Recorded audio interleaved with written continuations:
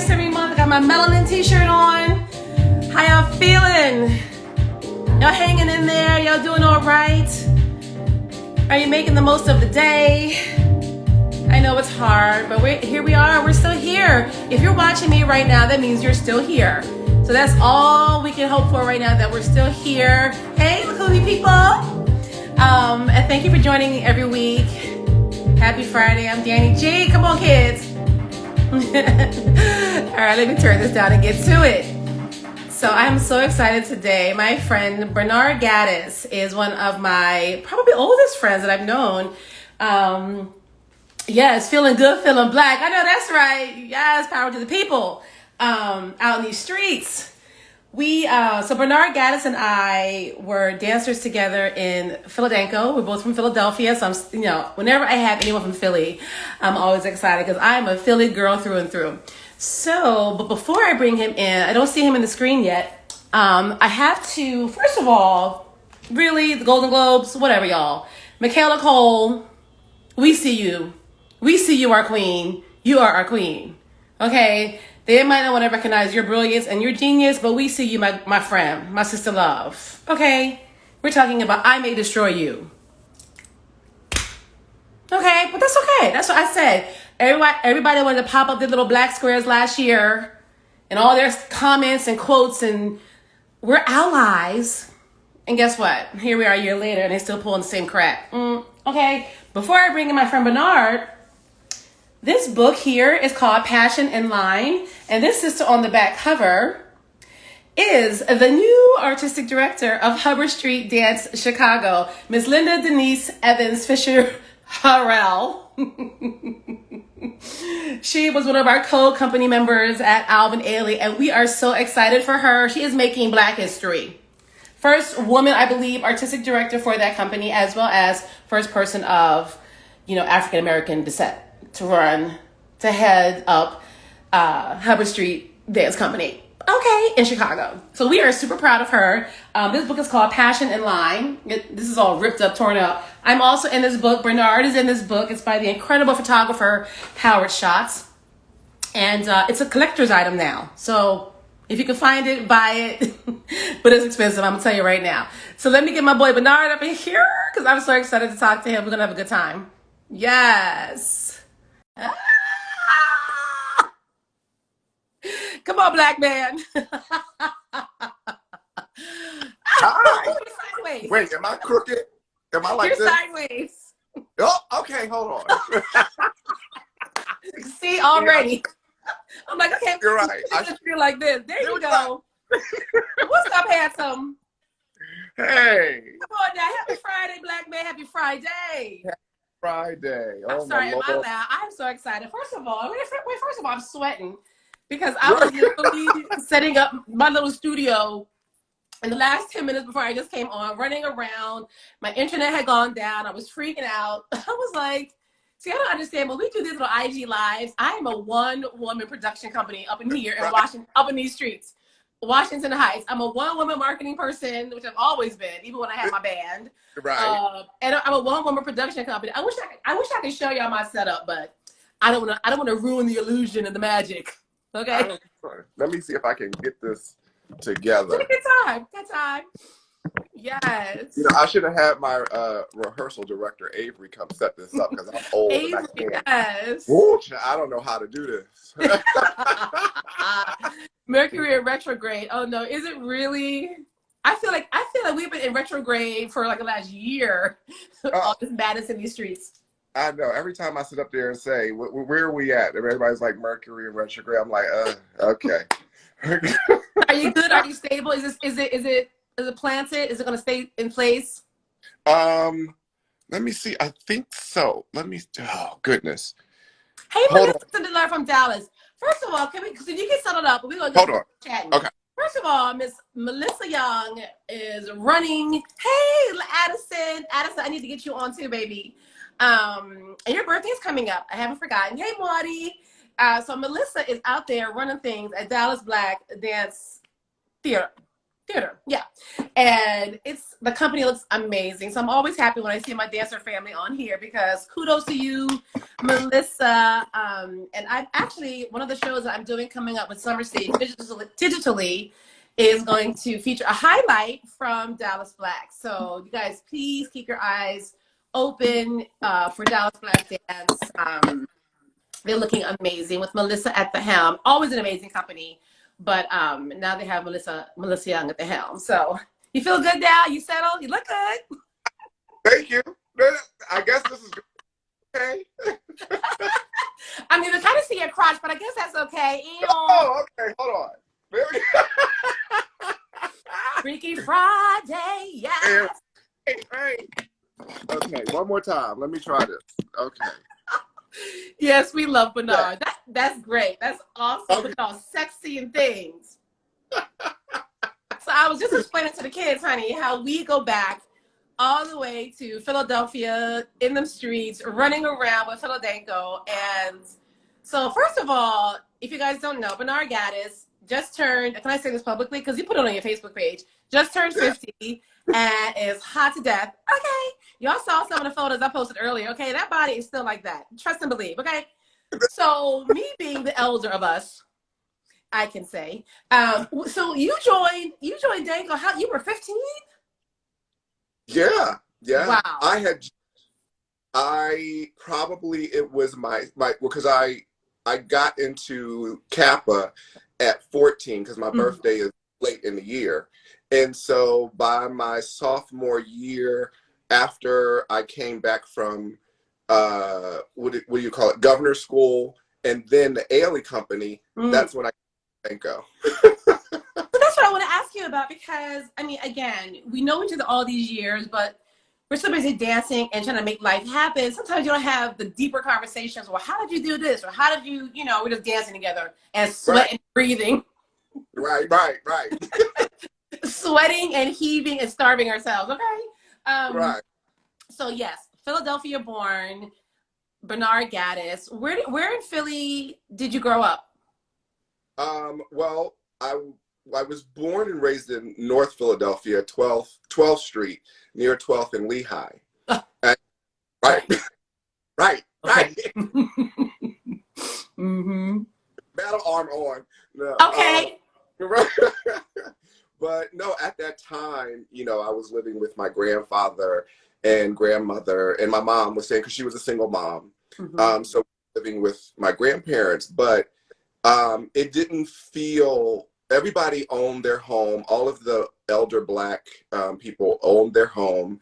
And so it didn't feel like, you were living in a war zone or a ghetto or anything, having it, and they kept their properties up and everything and clean. So I had the first start of my childhood was actually great. My grandfather, like, my mom kept telling me, like me and my grandfather were thick as thieves, and and that that she kept saying, no, the sun rose and set, on you with your grandfather, Oh, yeah, and he ran a speakeasy. Work. Right. So would you, when you were little, would you go to the speakeasy? Like, could you hang out there and like play around? Oh yeah, I mean, I was the only kid in the house of all these, adults and everything. And most people don't know, and I'm kind of dating myself. Pity Pat, the folks used to pay Pity Pat. Spades.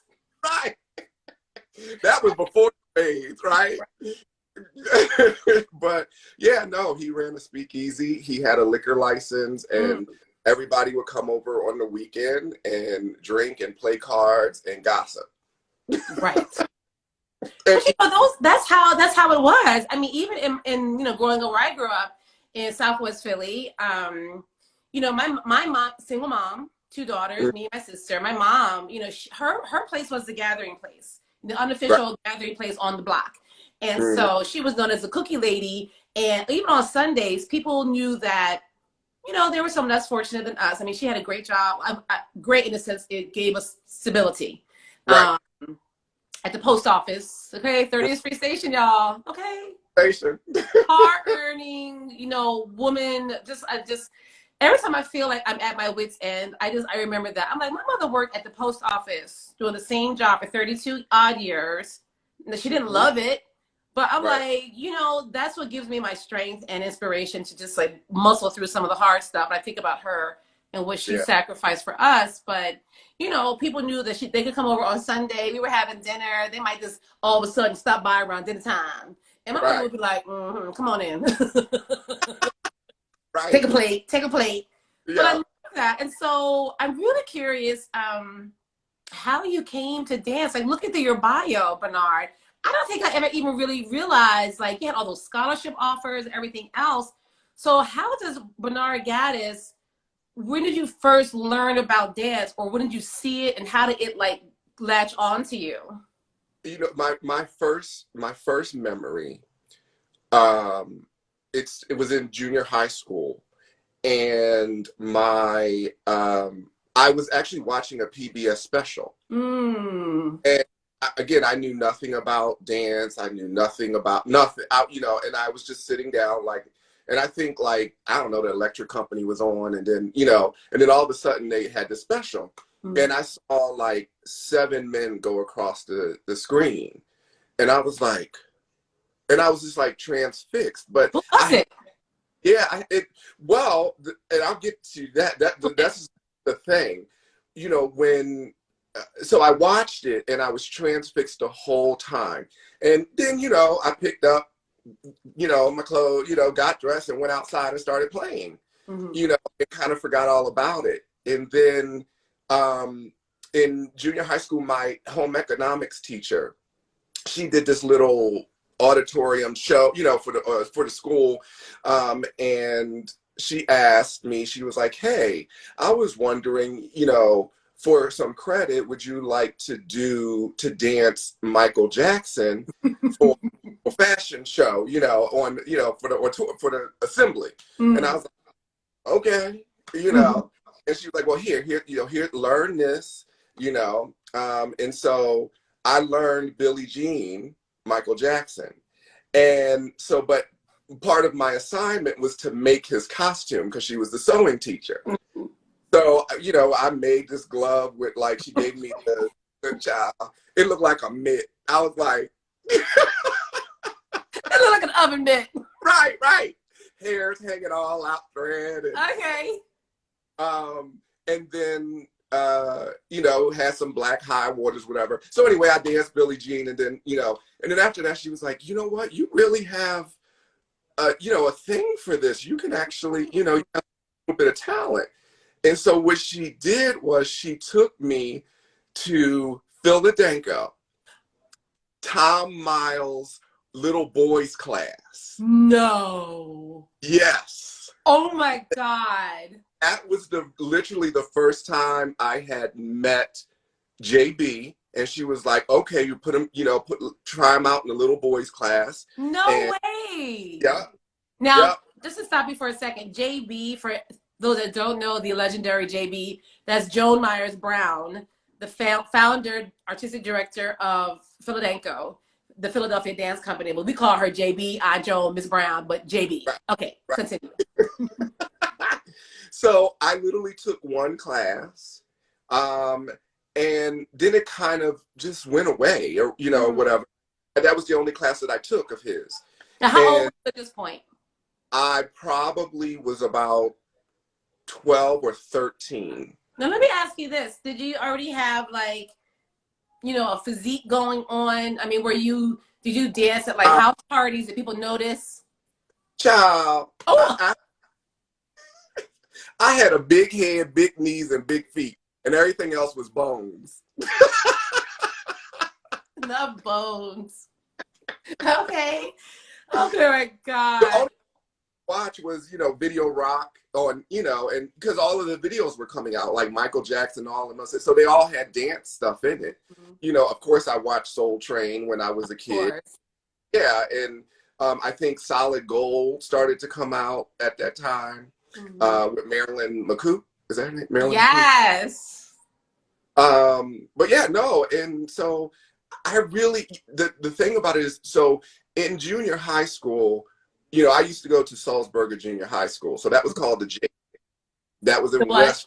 deep in West Philly, Salzburger Junior High School, and it was called the jail. Ooh. Yeah, right. So I just had, it was a rough middle school upbringing in that sense. So they had a list that went around that said, hey, what high school do you want to go to? And this was West Philly. I was like this, you know, and then I saw High School for Creative and Performing Arts, but Fame and all that other stuff was on television and all that stuff. I was like, oh, I'm going to go there. Never, except that one with Tom Miles. Wow. And so I went to the audition, and I did all of this by myself. Like, my mom didn't push me, prompt me, anything like that. I went to the audition, and Althea Leslie, Ladiva Davis, and Scott Schultz, and Judy Oruska were the 4 teachers that were there. And so I auditioned in brown MC Hammer dress pants. Wait.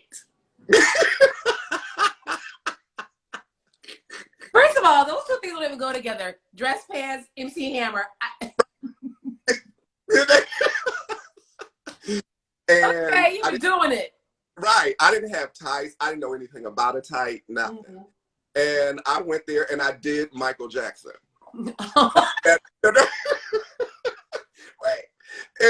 and bare feet. You did Michael Jackson. That's all you knew. So you were doing what? Billie Jean for your audition? Yes, I did. I did Billie Jean. Well, clearly you killed it because you got in. Right. Althea was like, well, it's probably because I was a boy, and they were like, take him, you know, but. Now, were you already at your height by then? Yes, I believe so. I believe I was. No, well, because I was probably about maybe 5'11", 5'10", something like that. Because now I'm 6'1", so I was still kind of spurting. I had like another years of growth spurts, you know. But yeah, no, she took me, and that's how I got in. And then, you know, I was in Horton class because Althea was actually a prodigy or a student of Mr. James Truitt. Faye Snow. And they Snow. Can we say her name really quickly? Faye Snow. Yes. Oh, Yeah. Faye Snow. If y'all don't know, y'all need to look these people up. Right. Snow. First of all, those hyperextended pushback knees. Right. I mean, having pushback knees like that, hyperextended, can be troublesome. But when I tell you it looks beautiful, I'm sorry. I love a good pushback knee. Right. And then those feet. Oh, we did it at the same time. Right. But you know, she reminded me of Sarita Allen. Yes, I can see that. Yeah. You know, I would always look at her. And the funny thing about it is, I had asked her one time, I said, are you that lady that does the Night Creature? And she was like, yeah, she was like, no, child. Child, that ain't me. Right. So let me ask you this really quickly, though. I mean, if any of this is ever too sensitive, that, you know, you can always say no, girl. But did you know your dad? Was your dad around at all? No, I've never met my dad. Oh. My mom literally said, the only thing that your father had ever given you was a blanket the day that I was born, and then he left. So he came, gave a blanket to her, and she never saw him again. So I never, my father, you know, in the sense, was my grandfather, Levi Henry Gaddis. Come on, Levi. We thank you, Levi. Yeah. Oh, yeah, and sorry. No, it's fine. I mean, for me, I'm very candid about my life, especially when I know if it can reach out to somebody else or another little Black boy like me, then you know, I mean, why hide that? And it's part of who I am. So yeah. So coming up through because I had this conversation with someone else, coming up through the public school system in Philly, and you were saying you weren't, you know, West Philly High.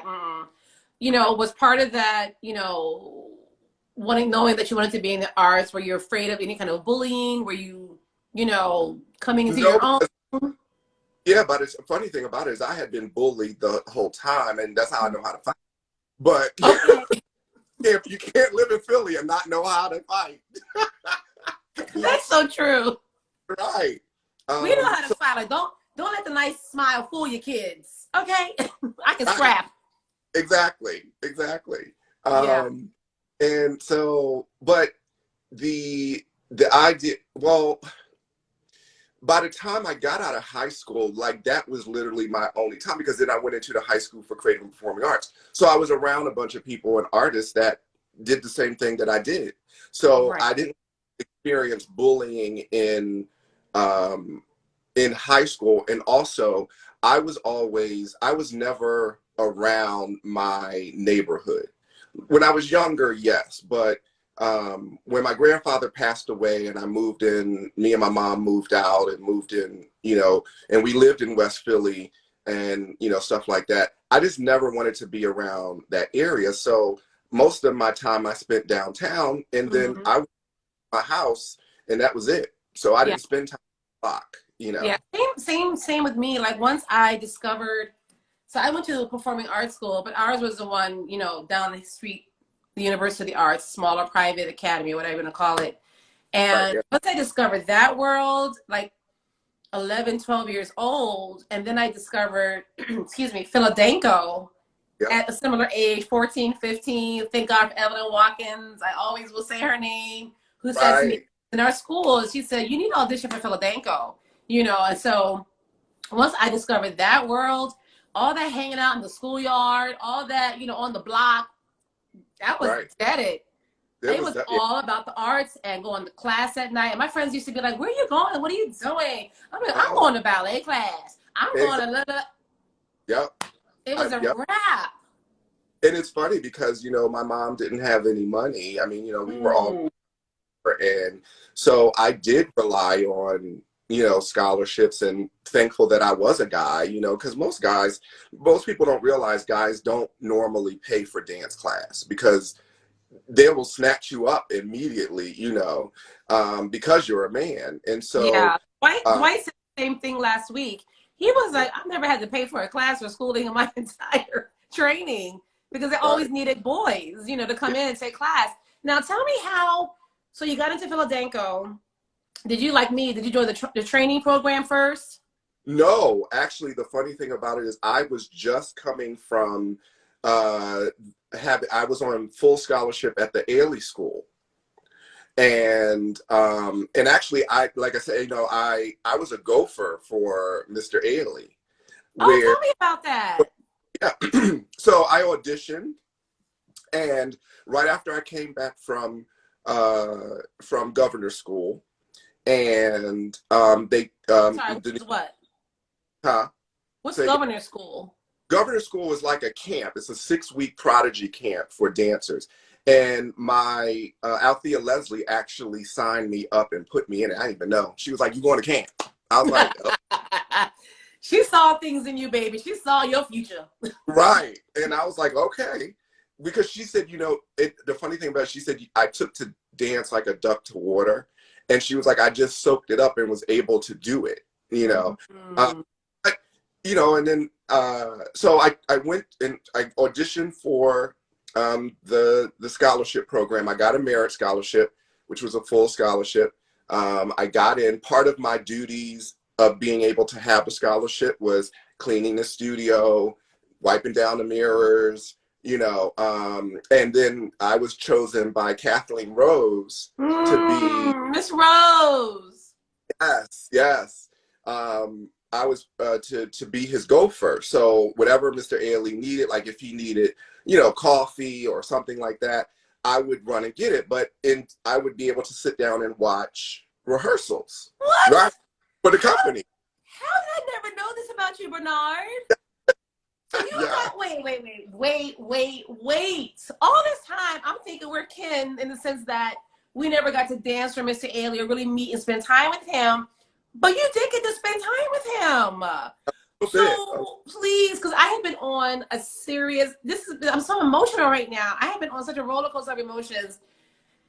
I just finished his autobiography. I just watched the Alvin Ailey documentary at Sundance. An amazing film, and I just feel like I want to know so much more about the man himself. And so, what was that like? Like just being in the room with him. I mean, for me, it was incredible because, I rarely said anything. I was always the one that was, I lived in ignorant bliss. I have to say, and I was just, everything was like, you doing this. Okay. You know? Yeah. So, I mean, I sat down, I believe Donna Hash and Desmond Richardson had just gotten into the company. They were doing, and Gary DeLoach was there. I got to see Gary DeLoach do Mourner's Bench. Oh. Yes. And I got Bernard. to, and wow. I got to see Renee rehearse Cry. And Desmond, I remember Desmond being, because he was kind of he was in the school and then he had just switched to the company. So they were learning Donald Byrd's Shards. And I was like, well, and yes, and they were but they learned it to LL Cool J, I Need Love. Oh my God. Yeah, someone else was talking about that. I forget who said that, like 2 weeks ago or last week, but maybe, I don't know if it was Dwight or not, but I heard that before. Yeah. Yeah. Yeah. So I sat there and watched it, and then, that summer, but mind you, okay, so, we're the transit queens and kings, right? I didn't have enough money to live in New York for the summer intensive. So what were you doing? I was going back and forth on the bus, the New Jersey. Every day? Every day. I would get up at 6 a.m. in the morning, and I would get on the bus. And luckily, they give you the roll of quarters back when you get in New York. So I recycled that girl for the whole summer. Okay, wait. Hi, Sarita. First of all, kids, this is what we're talking about. This is dedication to your craft. Okay? This is when you want something that bad. Like a few weeks ago when I was talking with Aubrey Lynch, he was talking about how broke he was. He had holes in his shoes. He was starving. He ate the same thing every day. And I'm not saying it's ideal. I'm not romanticizing this by any means, kids. Right. I tell you. But this is what some of us had to do to get in and stay in and survive. Yeah. And you wanted to be there, so you took the bus. Wait, first of all, you took the bus from where? Was it at Dr. Philbert? No, actually, I took it because I had moved to Camden, New Jersey, and I was living in the Northgate Apartments, which was literally a bridge, and it was an old folks' home. So, you know what, Bernard, you were making me sweat. What do you mean an old folks' home? You were living in an old folks' home. Well, because actually at the time, my boyfriend, we started living together, and his mom was able to get an apartment, but he was still young enough for them to be a part of that. So we had our apartment right down a studio, but it was right down the hallway. Work. So I got on the bus at 6 a.m. every morning. I drove to Philadelphia, to New York. I got there for my first classes. I didn't leave. My last class was around 6 o'clock, sometimes 7 o'clock, and I would get back on the bus and go back home. And I was eating peanut butter and jelly sandwiches and oodles of noodles, No, for real. I mean, I think about even, going to my performing arts school, and, we didn't have a lot of money. Our tuition was really high. So sometimes we went without, there would be days, weeks where I would have like just a pretzel for lunch or some coffee. We just make it work. So that's amazing, first of all, knowing that you spent that kind of time with Alvin. And so was this when the school was on in the Minskoff? In the Minskoff, yeah. Wow. And so that lasted, like 6 weeks or so? Yeah, it was a 6-week program. And so, but I remember there was one time I was just so overwhelmed, and probably because I was tired, and Yeah. we had 6 classes a day, and yeah, it was that serious. I had Walter Raines in the morning. I had, Cecilia Marino, like all of these. Yes, Cecilia. Oh. And so I literally, I was having a moment, like I kind of went into the hallway. There was like a little hallway where you go up the steps, and then there's a little hallway, and then you go down into the other studio, and that's where the company was rehearsing. But I sat on the steps and I just started crying. And Oh. I was just exhausted. And I didn't, and then I think Denise Jefferson, Miss J, she said, you're coming to the end, so you have to pay another $75 for your, there's a registration fee. So each term you have to pay $75. And I just didn't have it. I Oh, didn't. hard. So I was crying and I was tired. And then I heard this.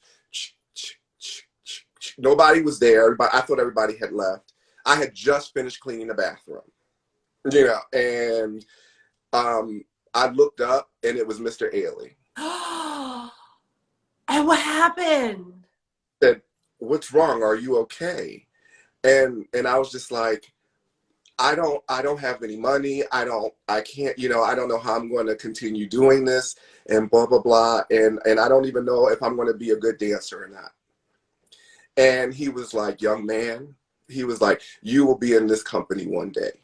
No, and, Bernard. Are you serious? and then he walked away. Oh. And I believe that was the last time I saw him alive. No, it was not.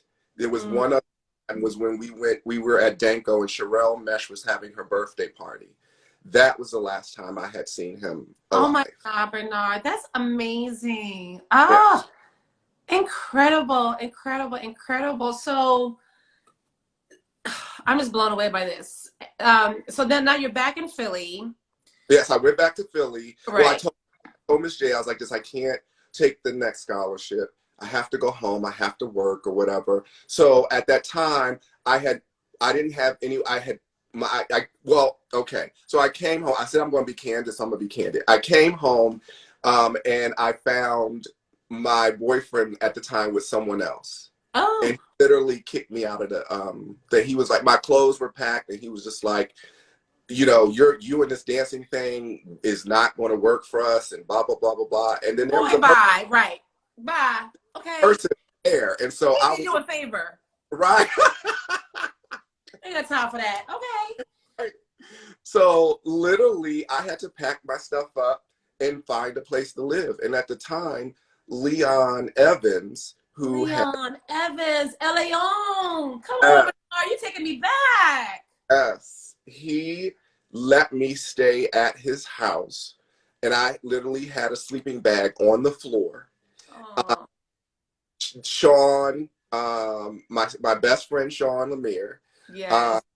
He was like, well, I'm gonna stay here with you, because I think he was going through some stuff too with his family at the time. So both of us were living with Leon, and I started working. And then Sean was like, hey, there's a audition for Philadanco coming up, and I think you should go. And I'm like, okay, I'll go, And so I went there. I auditioned. Oli, you were in the room, Orlando, and Wendy. All of you guys were there. Yeah. Yeah. Wendiva, honey. And I auditioned, and JB was like, I really would like you to be in the company, and but right now I'm not going to be able to pay you. And I was just like, I can't do it. Then I need, I was like, I have to get. I was like, I'm literally living on somebody's floor right now. And so she was like, okay, well, I can pay you $75 a month. I mean, a week. I was gonna say a month, child. A week. So I'll take it, and that's kind of how I got into the company. And then, I moved to 21st and Christian Street. I remember that place. Yes. Yeah. And I would get up at 4 o'clock in the morning and make cookies downstairs at the bakery. Mm.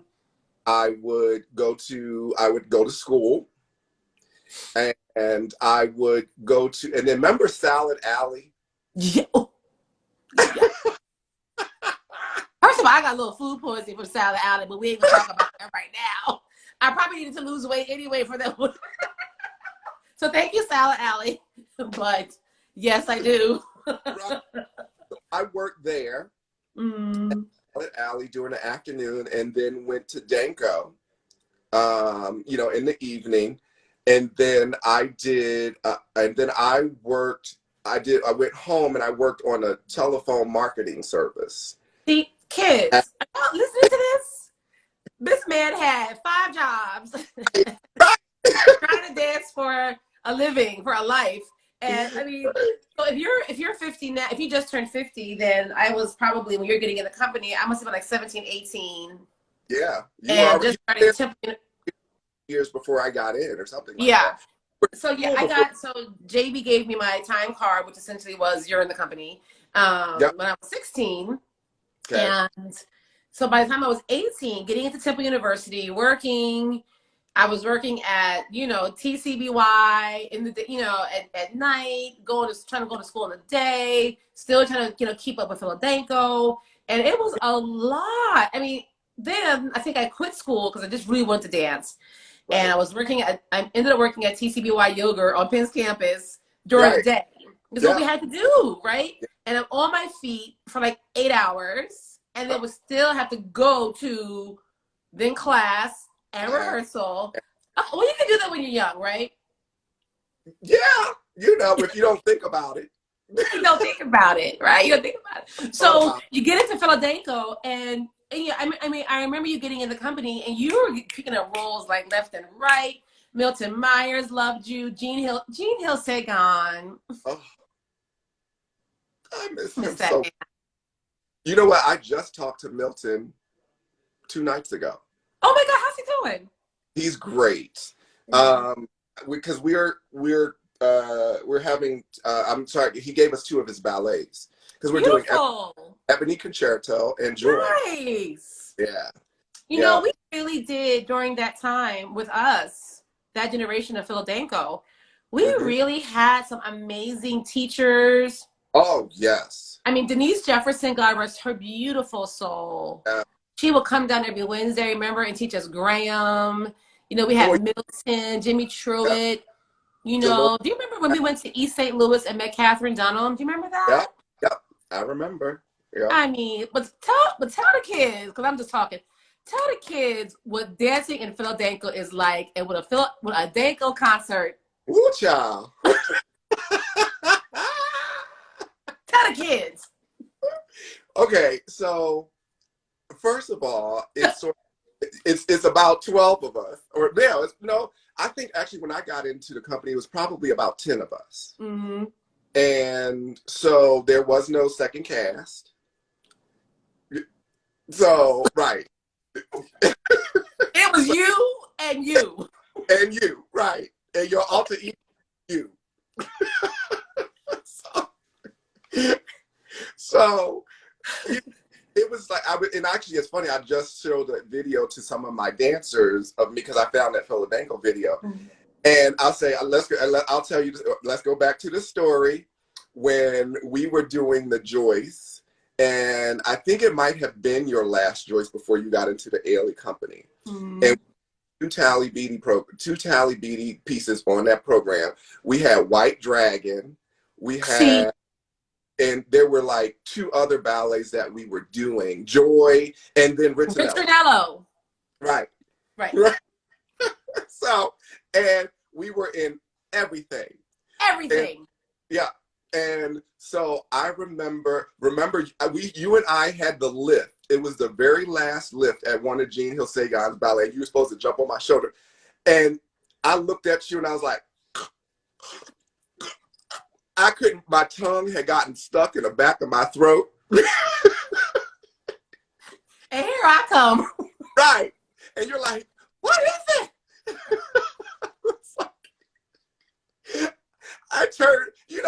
I had a couple of episodes because just before that, Joyce, we were at Jacob's Pillow. Right. And not eating any meat. Oh my God.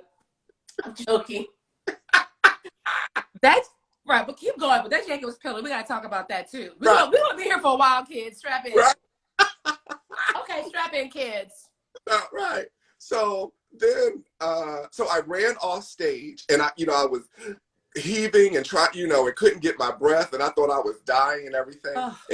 And Kim came backstage, and Kim literally stuck her finger. Mind you, I could have bitten it off. Okay. And pulled my tongue down so that I could breathe.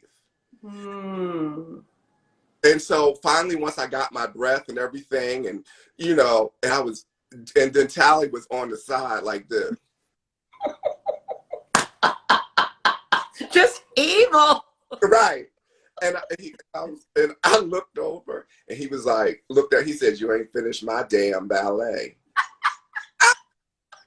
No compassion. No compassion. You didn't finish my ballet. And you were not about to pick my heavy ass up, and you can't even breathe. Okay. Oh my God, I'm sweating. I'm laughing so hard. I swear to God. Y'all don't understand when, by the time both of us got to Ailey, I mean, I went the year before, but we had the stamina of the gods. Philadanco will get you gathered in so many ways. I say it all the time. You had to push through because it was just us. We had no understudies. Yeah. And if you got injured, I mean, again, I'm not glamorizing this. Yeah, none of us really. I'm not glamorizing it, but you just figure out a way to work it out. I mean, Dream Time by Elisa Monte, White Dragon. And then oh my God, first of all, wait, can we go back real quick? When you and I had to learn that damn listen, Linda. When you and I had to learn the duet in White Dragon because Sabrina got hurt, I was like, first of all, I mean, God bless Aunt Joan. She wanted us to do it. Right. That role needed a much smaller girl. But let me tell y'all, Bernard got my ass up in them lifts, and we were struggling. Struggling. But Bernard, bless your heart, is so strong. We figured it out. Luckily, didn't we ever perform it? We did. Well, and because the funny thing about it is because like I said, we weren't eating. It was like grass and whatever. And I remember I had you between my legs, back and forth in the duet, and I was like, and you said, wait, Bernard, put me down first. Put me down. Oh my God, the memories of that. But oh my God, it just really makes you the artist, and I think the person that we are. This is who we are. We're human beings. And yes, so that was 1990 that we did. Well, first of all, 1990 was when we went to the Joyce. Yes. And then that following year, 1991, is when we did Jacob's Pillow. And that's when I left to go to Ailey. Right. And it was a few of us. It was myself. I went to Ailey. Orlando went to Bejar. Remember that? Hector Vega, whose mask I was wearing, he went to Donald Byrd to dance with Donald Byrd, the group. And so the three of us were leaving, and Joe Myers Brown was not happy, first of all. She gave a L. Right. Wait, and I think Carlos Scott left too. Well, he left. Okay, so he left the year before. Well, 2 years before, really. Because he was already in the Jamison Project. Right. And then got into Ailey when Judy took over Alvin Ailey. And so, but I think he came back to guest with us at the Joyce. I kind of remember that in there somewhere because his name was in the reviews. But several like older Danko members I remember came back for the Joyce, which we needed the help because that was Corbett Evelyn came back. Corbett. Yeah. Miller came back. Yeah. So tell me about. I love hearing. So hi Solomon. So Solomon, who's watching right now, he had an amazing audition story. Tell me about your audition getting into Ailey. Oh God. Okay. Me and Sean had just started the second company of Danco. Mm-hmm. We were, Which I didn't realize you started. yeah, we were the co-directors for Danco. Mm-hmm. And so I was like, okay, I'm going to go to the audition. And, Sean was like, oh, JB gonna kill you. I was like, no, no, no. I'm going to tell her. I was like, I'm going to tell her. I'm going to. And I told her, I said, and I was going to only audition once. I was like, if I'm supposed to be there, if not, because I love Danko. And I was like, if I'm a Danko, then I'm a Danko doll, And so I went to the audition, and there were probably about 70 men there.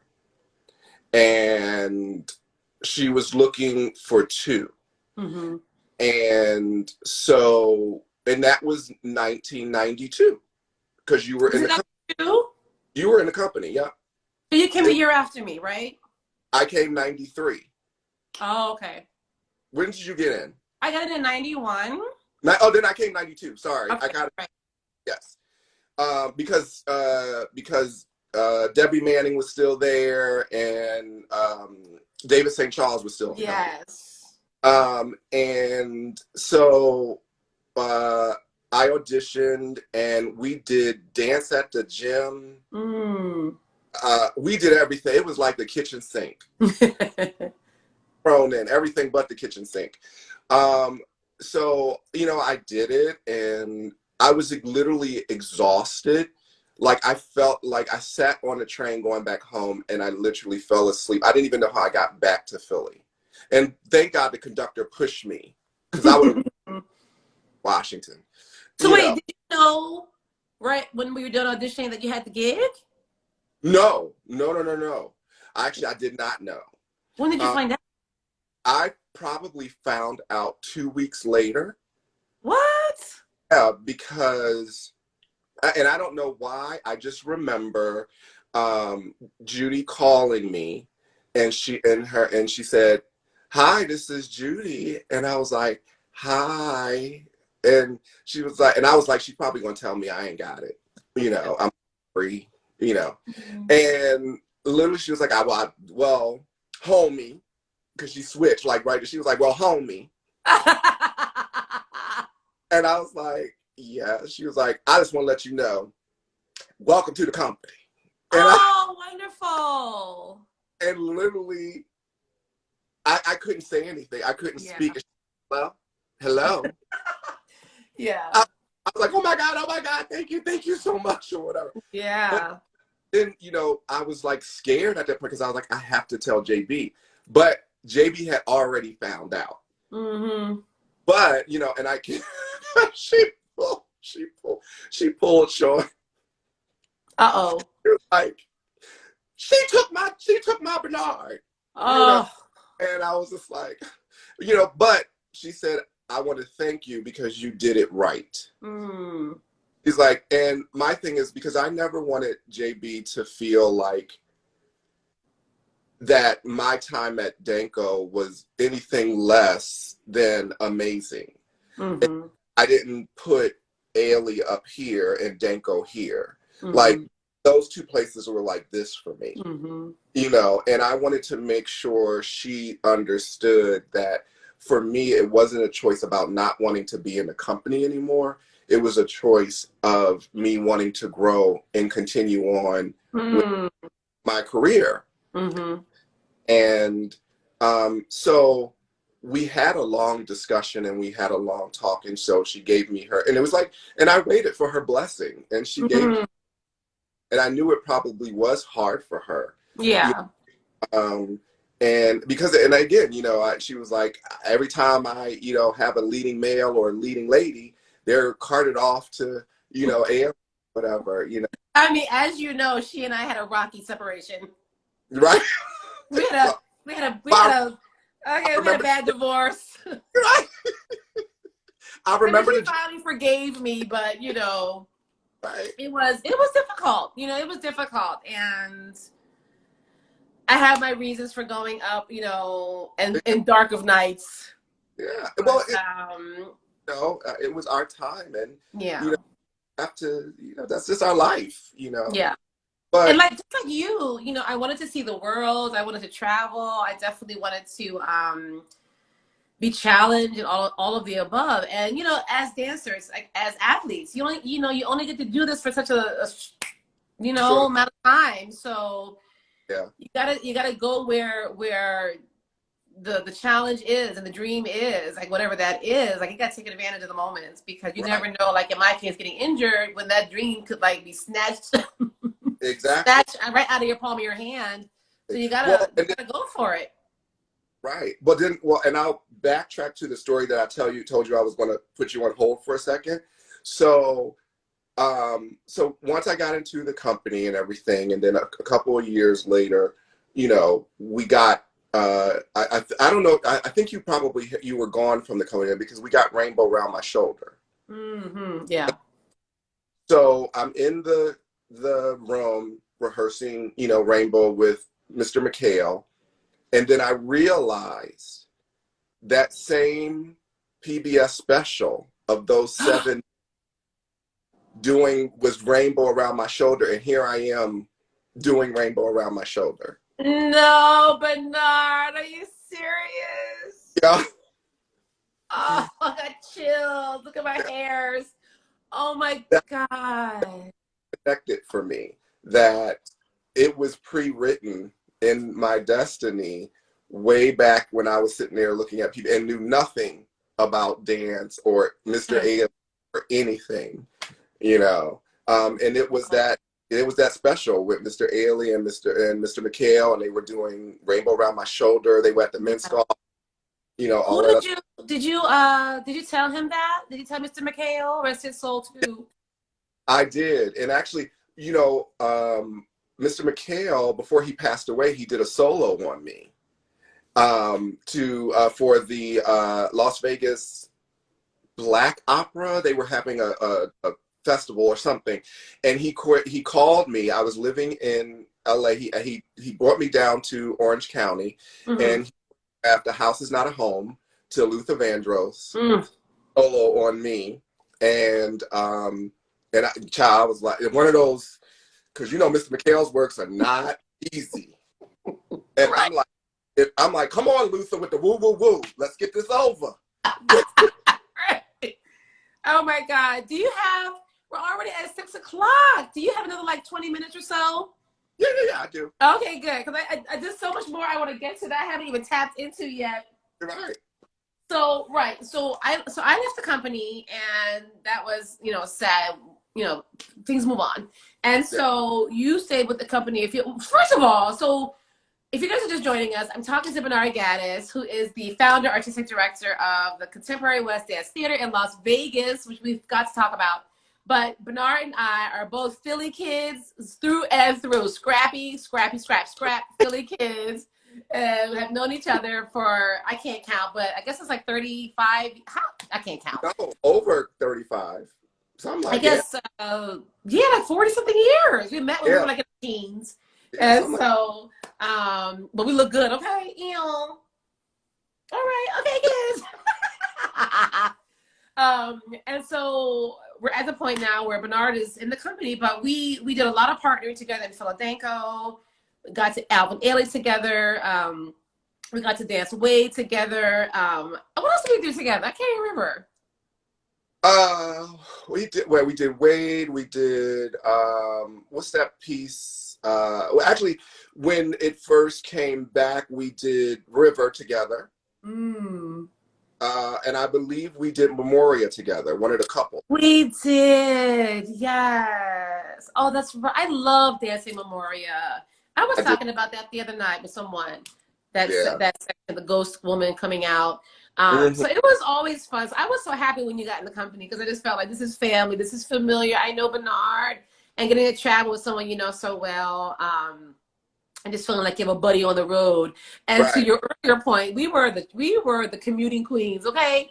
And so Bernard and I, and Linda Denise, who I just mentioned way early on, she was in Maryland, but Bernard and I were in Philly. And so, we would come off of a 2.5 month, 3 month European tour and have flown probably like 11 hours, 10 hours already. The company will fly back to New York.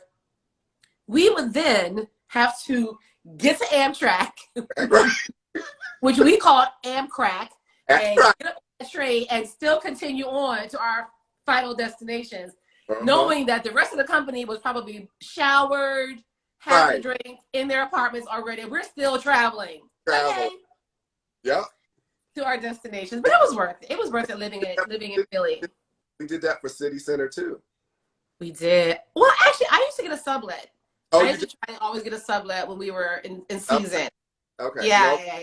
Yeah. So you're in Ailey. When did you decide to leave? And then did you get Lion King right away?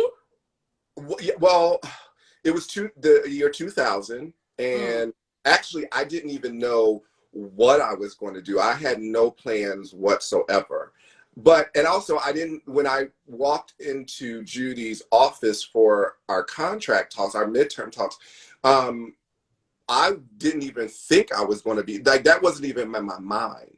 And Judy was talking, and she was saying, I love you being here, and I always can depend on you. You never miss, you're blah, blah, whatever, And she was like, and then she was telling me like the ballets that were coming back in and what we were going to get new. And something at that moment clicked in me. And I don't think I'm going to sign another contract. And wow. Yeah. And and for a second, I was like, did that just come out of my mouth? What do you think it was? You know what? Even to this day, I can't tell you. It was some feeling or something that just came over me and said, it's time for you to go. And by then you had been in the company, what, 8 years? 8 years, yeah. Wow. Yeah. And she was like, I bet she was. What? And I was like, it's nothing with the company or anything, but I think it's just time for me to go. And so then probably about a week later, because we still touring, because you still got 6 months, in the company. And Garth Fagon called me and was like, hello, Jamaican accent. Hello, child. Heard you were leaving. And I was like, yes, I am. He was like, well, I have a role for you, and it's Lion King. And, I need a Birdman. Yes. Because Michael Joy was the original in New York, and this was the one that they were setting up in LA. Right. It's like, I need a Birdman in LA, and I was like, okay. He was like, but you have to audition. And I was like this, oh no, of course, no problem. So I showed up to the audition, and see, I didn't understand the impact of Ailey and people knowing who you are, because I never get on stage and dance. Yeah. And we didn't have Instagram and all that other stuff. So no, we were just getting the internet. Remember, we were just getting the internet. When I left, they were like, Ailey is getting on this thing called the website. And I'm like, oh, okay. Okay. But I went to the audition, and people were like, oh, hell. Why he here? And some boy was like, don't you have a job? I was like, first of all, mind your business. Right. Kids were hating. Mad. So, I'm auditioning and I'm killing it. I'm the Garth Fagon goes, oh, child, please don't work so hard. You got the job. In front of people? Yes. Oh no. See, I'm sweating. I was like, kids like this.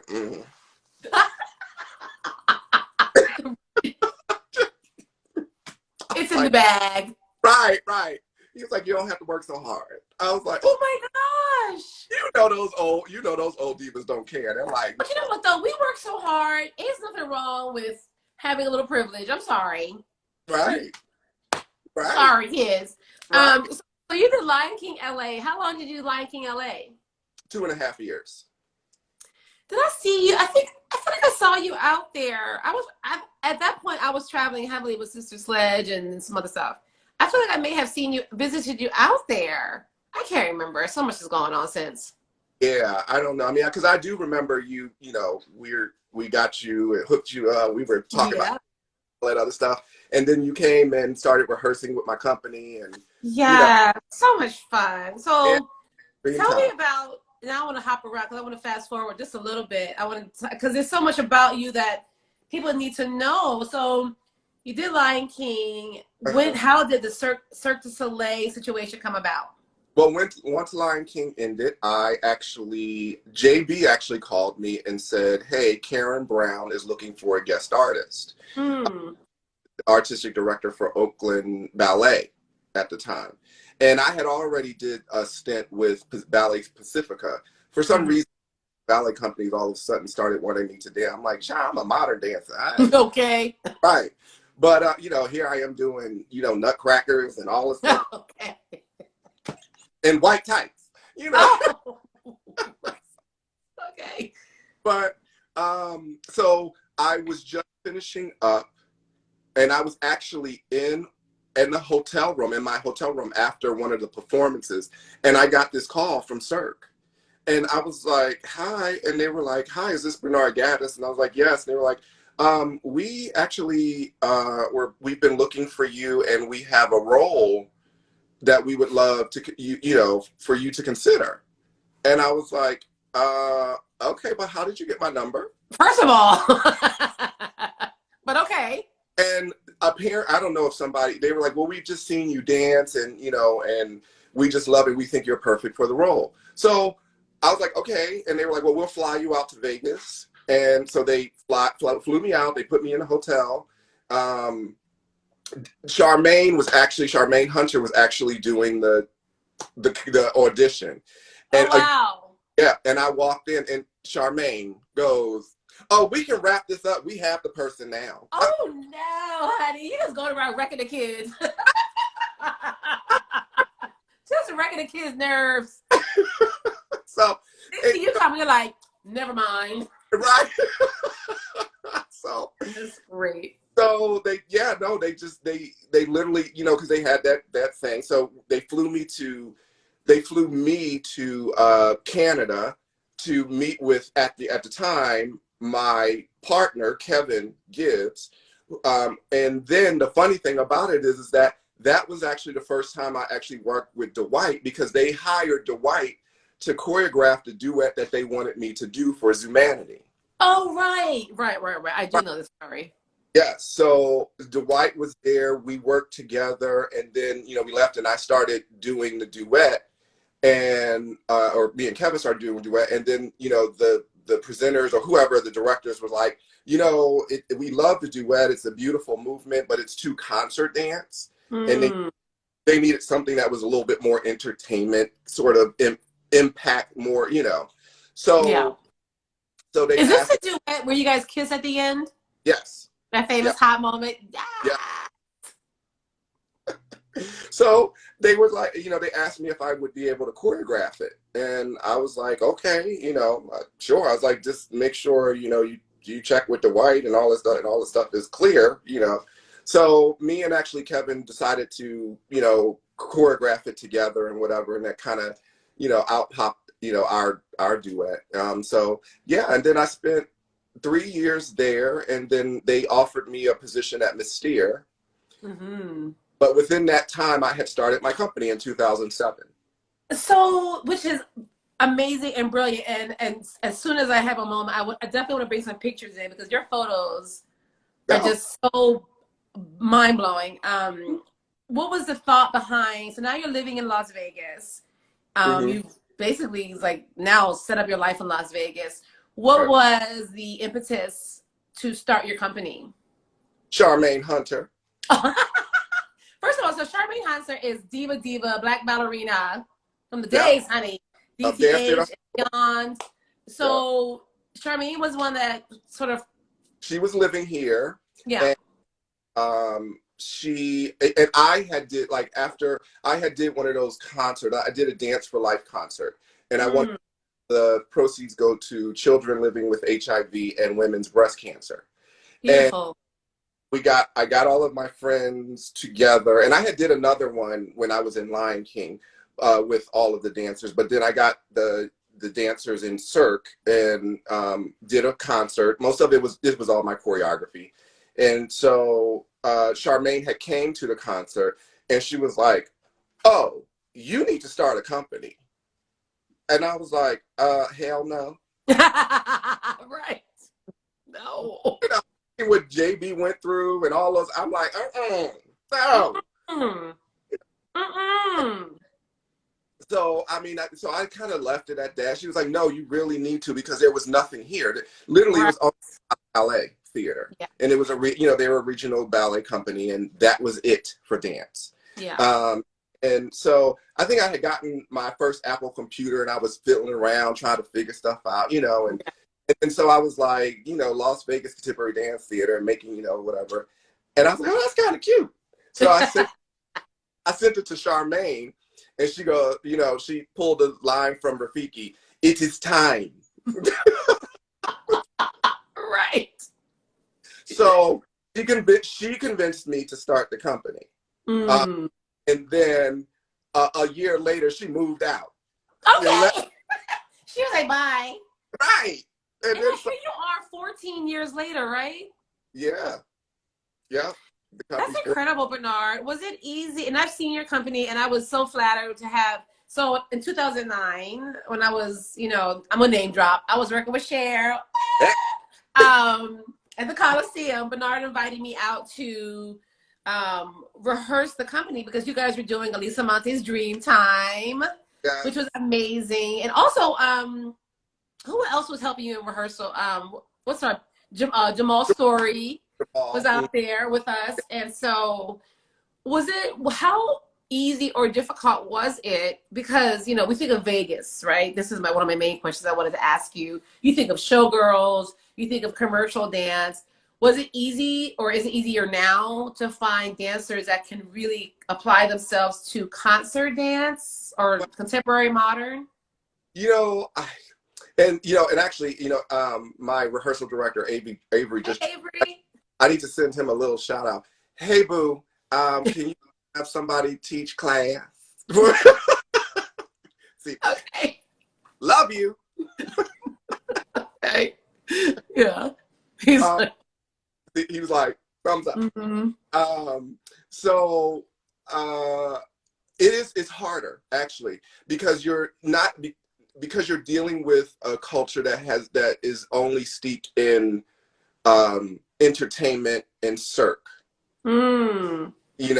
So they don't understand concert dance, and they don't understand concert dance. So I was literally opening up a whole brand new market, especially with kids of color. And so when I started the company, and me and Charmaine started the company, they wanted to already peg it as a black dance company, because we were black, without being the company. Right. And my thing is, I don't have a problem with that, but my thing is, I said I wanted a multicultural company, so that many voices can be heard, including the black voices. Because but then I realized that in the city, none of the black kids had a place to go.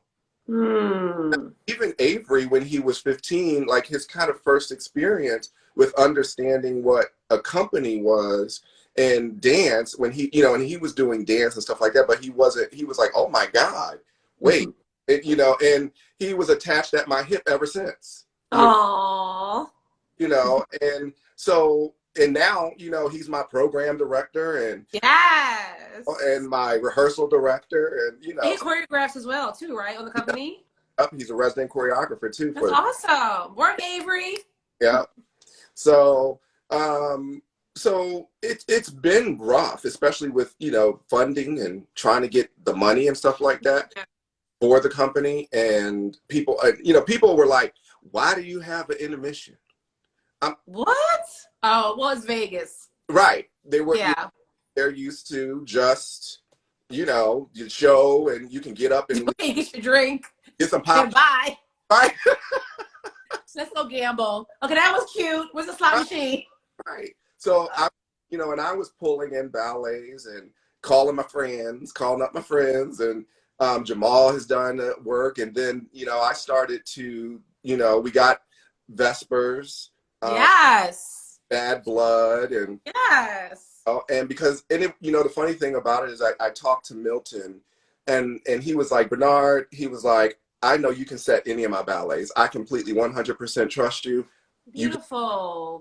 Oh, and but you know, I started the company with the sense of, you know, continuing the American legacy of dance, of excellent dance, and that means that paying homage to the people who got us to where we are today, you know, and helping keep their legacy alive, but also pushing forward in a new way and creating new works and all that other stuff. So it was very important for me to have pieces by Elisa Monte and, you know, Milton, and Rennie Harris. We have a, you know, Lifted by Rennie Harris. And you do? Yeah. Yeah. Is that new? No, we've had it for, oh God, we've had it now for about 6 years. What? Yes. Yeah. That's crazy. I did not know that. Yeah. Yep. Come on, repertoire. Yeah. And we got Night Creatures. Right.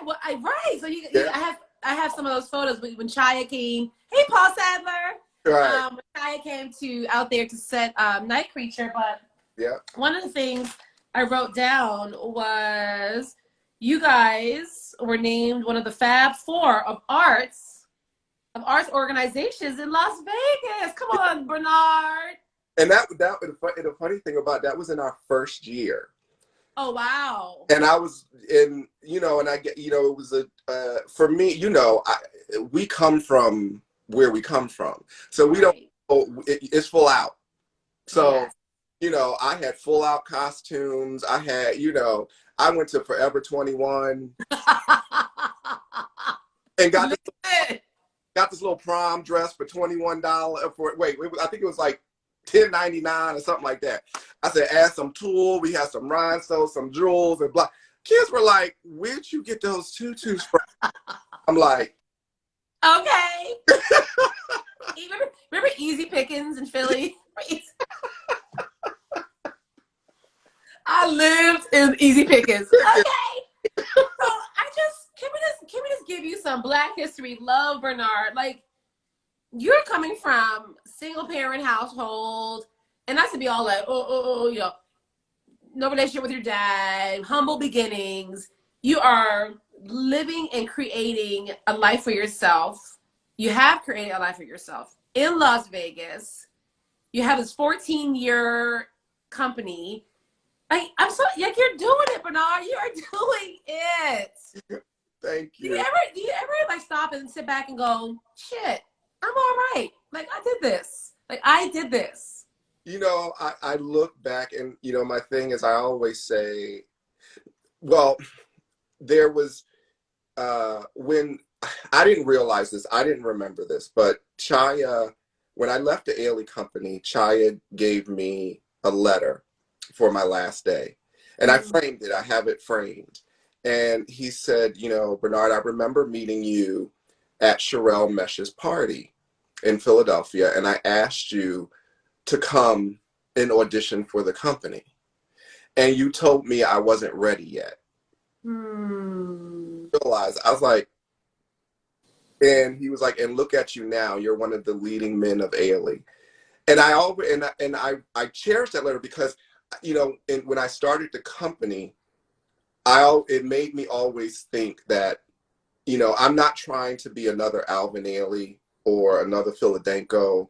You know, the ballets that I get from my company, I want them to experience and understand what dance truly was. Not only back then, but today too, you know. And so while I'm building, you know, and it's been going slow and we've had hard times, and there have been times where I wanted to shut the company down.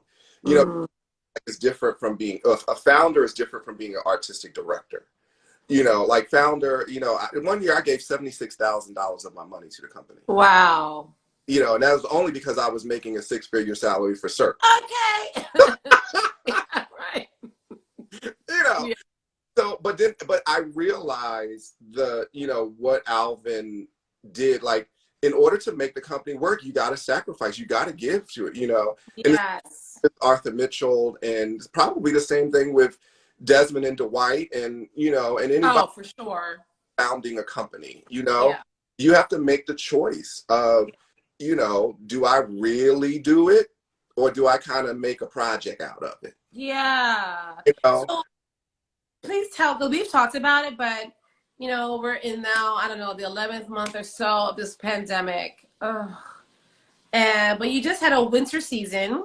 Mm-hmm. Please explain because you told me, but please explain to everyone how you were able to put your season on, first of all, and the safety protocols you put in place, and tell us about, are you still doing the upcoming Black History Month program? Yes, we are. Okay. We're actually. So first, about how you were able to pull off your winter season, masks and all, and then tell us about the upcoming Black History Month show. Well, and as I said, when I feel though, whenever I'm ready for something, then that's when it comes, and if I'm not ready for it, it won't come. And it happened that in this pandemic, the city, her name was Michelle Patrick and Allie Hamlin, they contacted me and said, and this was literally out of the blue, what is it that you need? Because we want what you need.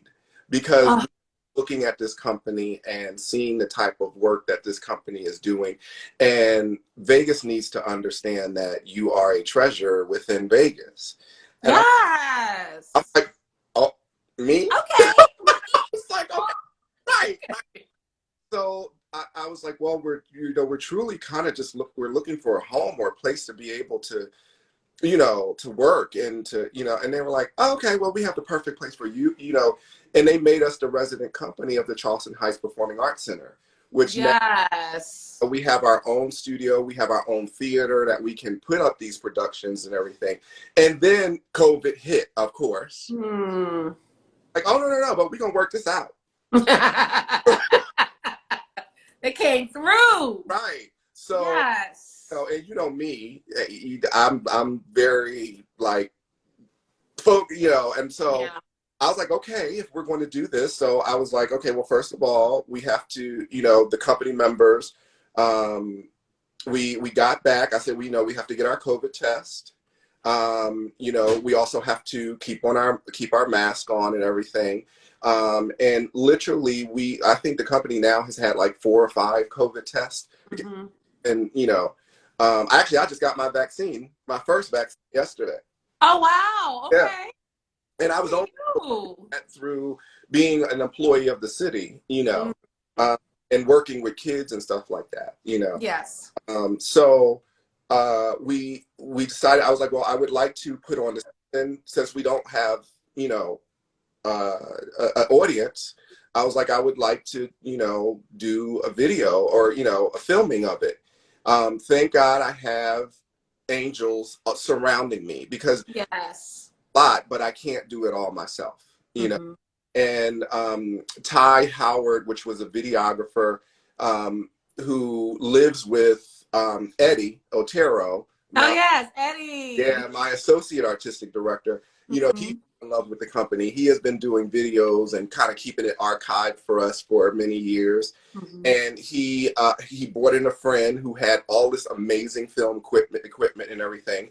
We had the theater, and that's how we put on, the production and everything. And, we're kind of doing the same thing again. But, it truly is a testament to the city. It only takes that 1 or 2 people to recognize what it is that you're doing to be able to help lift you up, and help lift the company to another level. Yeah. Is the show that I saw, which was beautiful, and I told you that, is it still available on your website? Yes, we're probably going to make it available after this season. We're going to put this season up, and then we're probably kind of make it available after that. Yeah. You know, and also I have to be, you know, careful and stuff like that, you know, rights and all that other stuff. And, Yeah. you know, and so, you know, and because you know, most people don't realize that, you know, there's a lot of extra costs that you have to pay for music rights and this right and you know, so. Yeah. My friend Monique, hey Monique, my friend just asked, are the dancers from all over the country, and how does the dry heat affect the body? Well, you know, I'm an East Coast boy, so I like a little humidity, Yes, right. a little moisture. You want to be moist. Right. For the skin, honey. Little glow. Just a little glow. Yeah. But, yeah, no, my company, yes, my company is all from all over. And actually, you know, I have to say that recently I just got a group of dancers where I'm in love with them. Like they are amazing. Like it's just like the level and the passion and the technique and, you know, and and I think it also because of COVID, but you know, and people not understanding, or dancers, you know, understanding because of COVID that your career can slip. You can see your career slipping through your fingers. Yeah. You know, and it's hard, and I wanted to make sure, you know, that dancers still had. I wanted to do everything that I could within the reason and making sure that everybody was healthy to make sure that the dancers stayed dancing. Yes. You know, and I have to say, God, you know, thank you we haven't had, you know, any cases and whatever, because we're being so diligent about, you know, and I'm like this, dance and go home. Yes. Tell us about the program for this month. What are you planning? So it's we're doing Milton Myers' Ebony Concerto. Yay. Yeah, which you actually danced. So. Okay, yes I did. Yes, at Daco, right? We're doing his ballet. We're doing Avery and I are doing a collaboration piece called Dunya.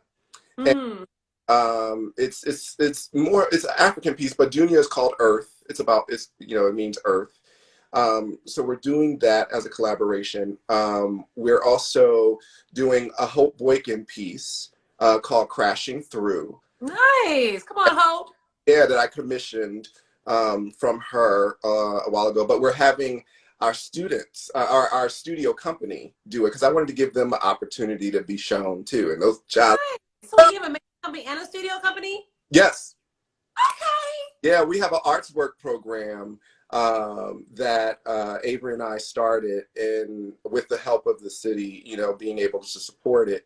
And we have, you know, high school kids, you know, our age, you know, when we started. Yes, Bernard, that's awesome. And giving them the opportunity. So, yeah, when will we be able to see the new works in the February show? We're going to be putting it up the first weekend of March. Okay. Thursday, Friday, Saturday, and Sunday, March 4th through the 7th, I believe. That's when we're going to film it. Okay. Yeah, we had to push it back a little bit because we're actually doing some on-site footage, like in the desert and, you know, in the sand dunes and all this other stuff. So. Yes. So if you guys just tuned in, this is Bernard Gaddis with the Contemporary West Dance Theater, my former Philadanco and Alvin Ailey partner. The website for the company is linked in my bio, so you can find out and keep in touch all the information on Bernard's amazing company, which I still need to get to New York, I know. God willing. And you know, what else can you just say to folks who are, especially dancers, who are out here struggling up in these streets, trying to stay focused, trying to stay fit? How are the dancers staying fit? I mean, what are the rules in Vegas for going out and gyms and things like that? Well, right now, I believe the gyms are open. Yeah. But, you know, the company has mandatory class Monday, Tuesday, and Wednesday.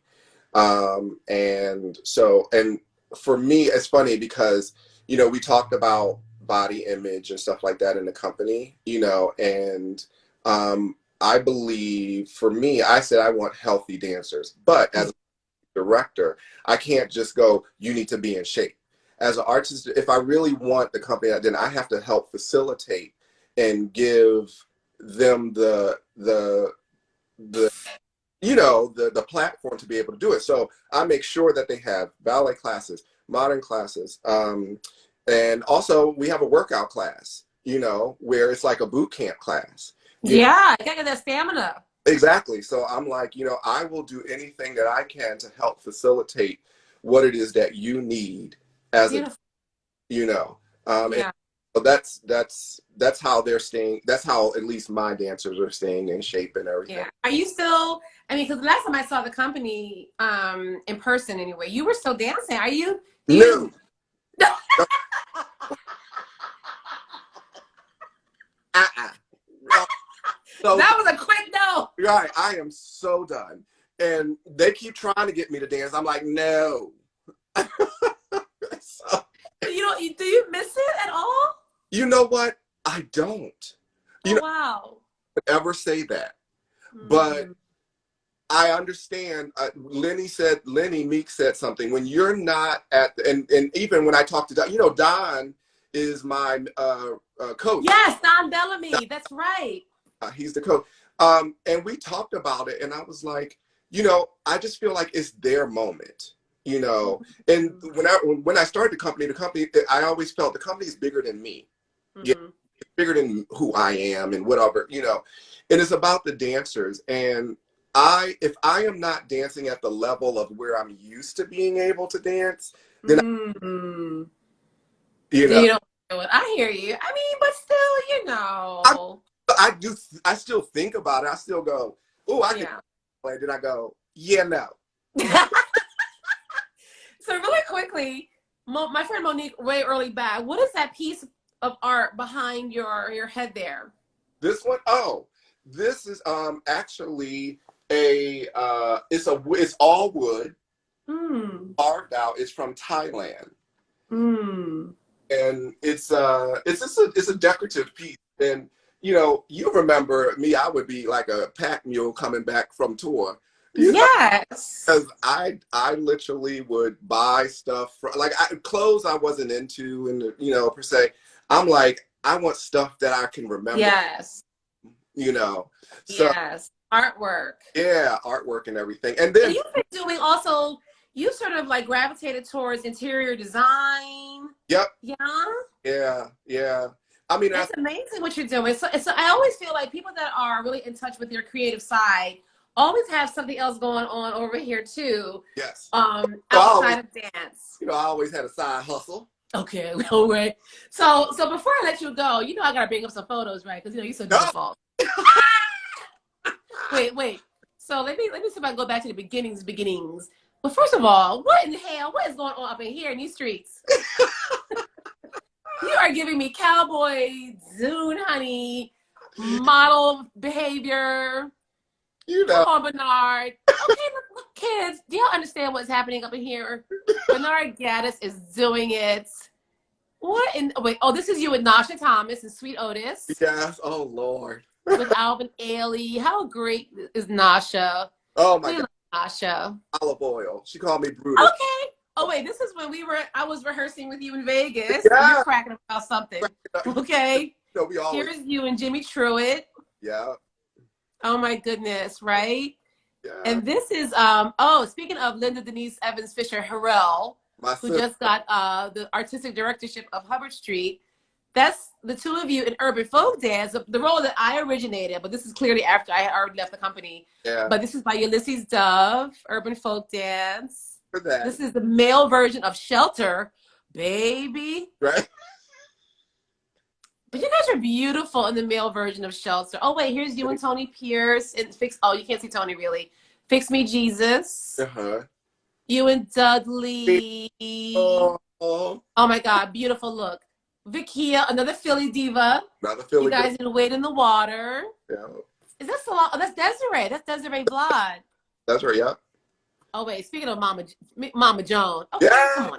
Okay, you know I went digging for photos, right? You know Right. I did. That's you with Renee and I think that's Solange. Yes, that's a line. And Wade in the Water. You were beautiful in Wade in the Water.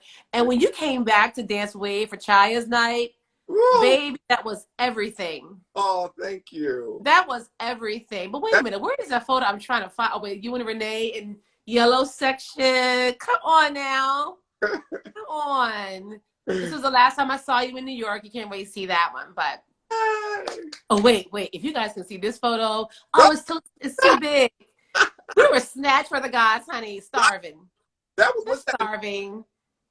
I mean, Bernard, you're just so incredible. Okay, wait. I hope y'all can see this one. Oh, okay. You can't see his head, but yes, you can.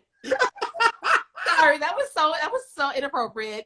But I'm sorry, y'all. Wait. Okay, and that's you and Krisha Marcano. Yeah. And that's by Howard Schatz, right? Yes. Yeah.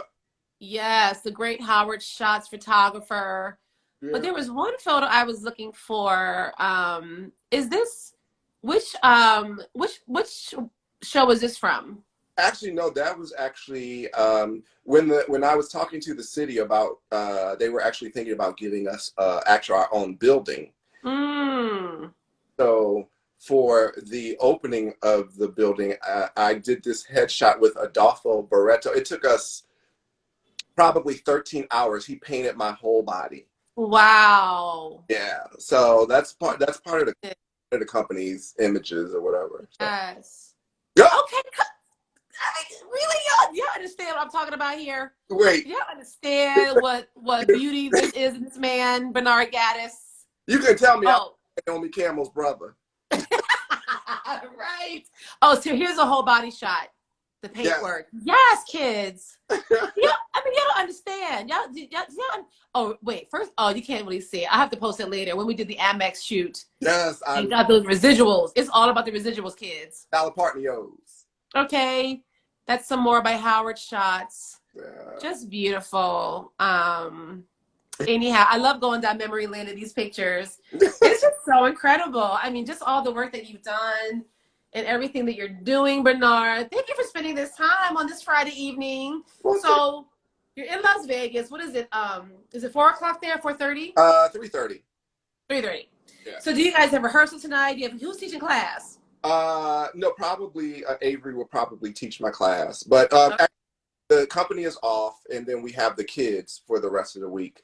The studio company, and we have a little like a beginners program, but we're only allowed, because of COVID, we're only allowed to have 15 kids in each, so, but we've had those kids for probably almost a year now. Mm-hmm. And babies, the babies, it's all about the babies. I was saying to a friend earlier, actually my friend Monique, any opportunity I can work with children or talk to kids. Actually, next week I'm talking to some school dancers, school kids, and they're actually learning. They've been studying cry, and so the teacher, one of them, had talked to someone who's actually danced it. So I was like, sure, I'll talk to the kids. Try not to curse and scandalize them, but I gotta try. How do we support you? Is there on your website? Is there a link through where we can donate? People can donate money. Yes, if you go to the media page, you can donate and everything. But before that, I want to say, to you, you kind of, I've always said that there have been special ladies in my life, and you are definitely one of them. We have so many things of sitting up there and eating Frosted Flakes together, and but and to the point where you've inspired me, and up there and I would watch you dance, and I'm, and all of a sudden I was like, oh, I'm gonna suck my cheeks in like Danny. But then I saw myself and I was like, yeah, no, that's probably not a good look for you. Okay. Oh, thank you, Bernard. A beautiful inspiration for me, as well as all of the other women. I'm so proud of Linda Denise, and I mean, that made my day. That made my right.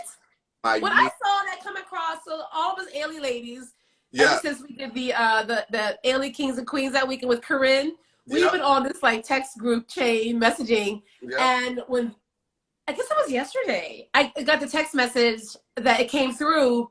I tell you, I screamed in my apartment. That made my entire year, month, whatever. I'm so happy for her. She's perfect. Yeah. And she is going to bring such great Yes. energy and diversity and everything else to that company, Hubbard Street. So happy for that. She's going to take it to another level. Oh. You know, I'm like, knowing her, you know. Miss Linda Denise does not play, honey. She don't play. She does not play. Yeah. So we say her name, and I'm gonna have to get her on here. Yes. Maybe when she, you know, once she gets in there and Right. see how it's going. So, anything else you want to share that you want us to think about, remember, you know, as we, yeah. You know, from all the stories and all the things that you've been saying, you know, we all come from different backgrounds and different stories and different places, and you know, and for me, I kind of always feel like we're a family, you know, from even though we're all separated and we're doing our thing, but we're still, especially our generation is still very much connected. And, you know, and from, you know, Stephanie Powell, who's in LA doing some amazing stuff, and, you know, you and Renee and, you know, all of these dancers. I mean, I just feel honored to be a part of it. Mm-hmm. You know, is I was just always happy to be in the room. Yeah. Ooh. You know, I always felt the same way. I'm just happy to be here. Yeah. Yeah. You know, and I'm yes. People, you know, and now, you know, you have Tamika Washington stepping into Lula Washington. You have, you know, Melissa at Dallas Black, and I'm like, yes, are my peeps like okay doing it, you know? And for me, we can't forget about Kim Beers, okay, Artistic Director Philadanco. Come on, Kim. Come on, Mama Bears. I just talked to her the other day. Yeah.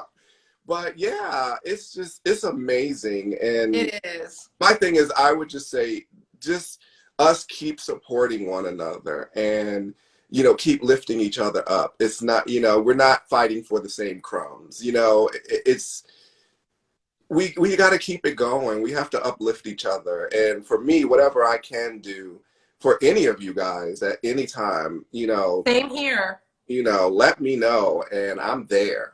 You know. Yes. Well, I love you, Skadiji Bernard. I had to get it once, Skadiji. Right. Yes. Well, keep on keeping on. Keep us posted on the March dates. And again, if you guys miss any of this, it'll save, and you can go back and watch this whole interview afterwards. Thank you for spending so much time with me this afternoon. Of course. And stay safe, stay strong, stay Black. Come on now. Stay Philly. Yeah, Philly will never go. No, absolutely not. Well, I hope to talk to you soon. I hope to see you in person sooner. Oh, and I love you, my brother. I love you too. Thank you, Bernard. Hey. Bye. Bye. Oh my goodness. Okay, that was Bernard Gaddis. Kids, please support. The link to his company is in my bio. Support if you can. We need these companies out here, you know, to survive, because we need the arts, we need dance, we need all of it. And so, as always, I close with little promos. And like I said, you know, Linda Denise Evans. Okay, diva. Look at that diva. Okay. She has just become the new artistic director of Hubbard Street Dance Theater in Chicago. If you also go to the links in my bio, I have a lot of independent women-owned businesses I'm supporting, including, okay, don't be ashy, kids. Don't be ashy in these streets, in these COVID streets. You got to still stay moisturized. So, you know, Don't Be Ashy by Io Geneve, amazing artist and entrepreneur, as well as, you know, I have my friend Zinda's link to her Mary Kay page and many others. So I thank you guys for tuning in. Thanks for hanging in there. I'm going to try to save this to my Instagram TV and my YouTube channel, dannIGeeLive. So if you miss any portion of this, please go back. Hey, Lenny. I know, right? We're so proud of Linda. How amazing is that? So stay safe, stay strong, stay encouraged. Next week, don't be ashy. No, please don't be ashy in these streets. Next week, I have the amazing Charisma J, who runs Abundance Dance in Brooklyn. She's a founder and artistic director of Abundance Dance in Brooklyn. And we're going to bring her on next week to talk about what she's up to and how we can support her and her efforts in Brooklyn and her company and her dancers and her artistry and all of the above. So I love you guys. Thank you for watching, and I will see you next Friday. Okay. Bye.